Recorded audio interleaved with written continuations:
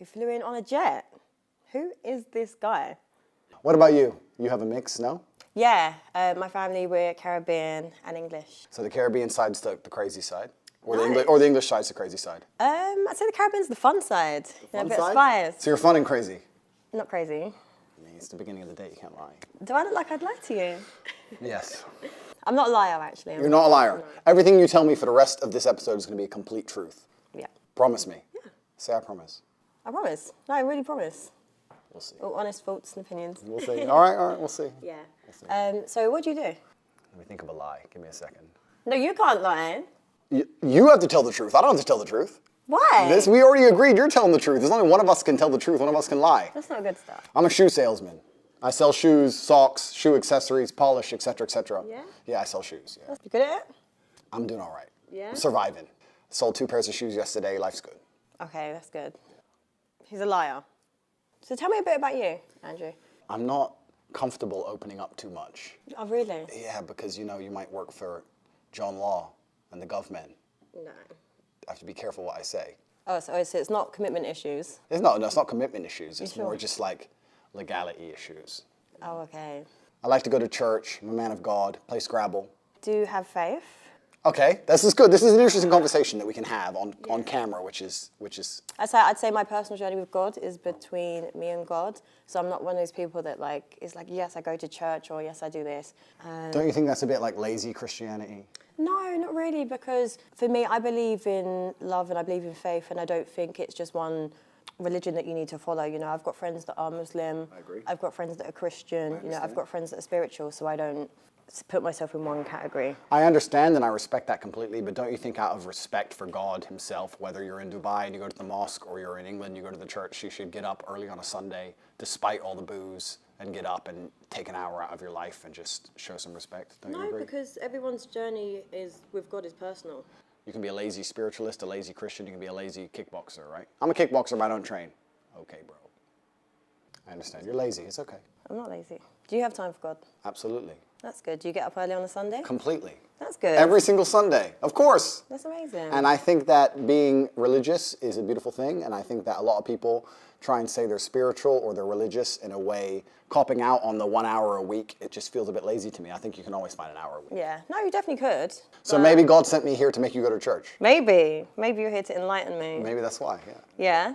Yeah? What kind of man are you? What's the spectrum? I need you to quantify it for me. Who's at the bottom and who's at the top? For me, I'd just say top, like a high-value man. What would you say constitutes a high-value man? A high-value man is someone that is successful financially. Okay.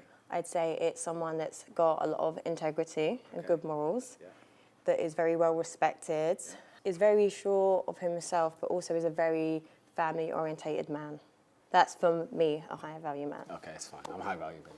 He's very sure of himself. Yeah, so what's a high-value man for you? Pretty much basically what you said. I think a high-value man is a capable man. I think capability can be judged in many different ways, and capability is something which varies depending on the situation. You need a man who is capable of doing lots of different things that he doesn't do very often. You need a man who's capable of being violent when the time appears. Of course, you need a man who's capable of making money.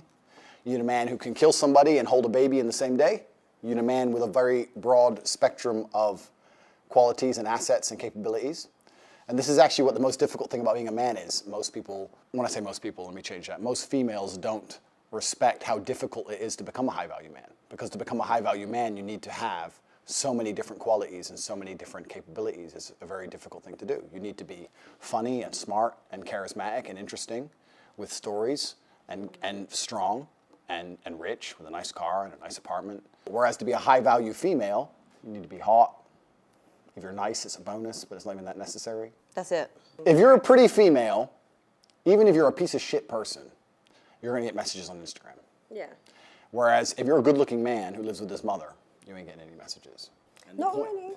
I think so. I think that if you're a good-looking man, that's all you have going for you, I don't think you're going to succeed very well in life. Yeah. I know there's very, very pretty girls who have nothing else going for them that manage to do very, very well. Yeah. Do you play chess? I'm okay at it. But if you look at the chessboard, right, the queen gets to jump all over the board, and the king has to move one square at a time, and I think that's done very purposefully. If you go to Monaco and you see a yacht, and you see a man on that yacht, he had to work his entire life, and network his entire life, and get up early, and deal with stress, and tax problems, and police problems, and work his ass off to buy that boat. What did the girl have to do? The girl who's on that boat, the 19-year-old Ukrainian. She had to get a message on Instagram, boom. So the man moves one square at a time and the queen just jumps on board. This is the point. Female beauty is extremely valuable. The thing is, there's a difference between a high-value man and a high-value woman. For me, a high-value woman is what kind of mother is she? What kind of like compassion has she got? You know, has she got integrity? Has she got morals? Is she loyal? Like all these other qualities. But I feel like men base it on like just an aesthetic level. I agree with you. If I meet a female, I would like her to be all those things, especially loyal. It's the most important thing for a female to be. Are you loyal? Mr. Loyal, man of God, we already talked about church.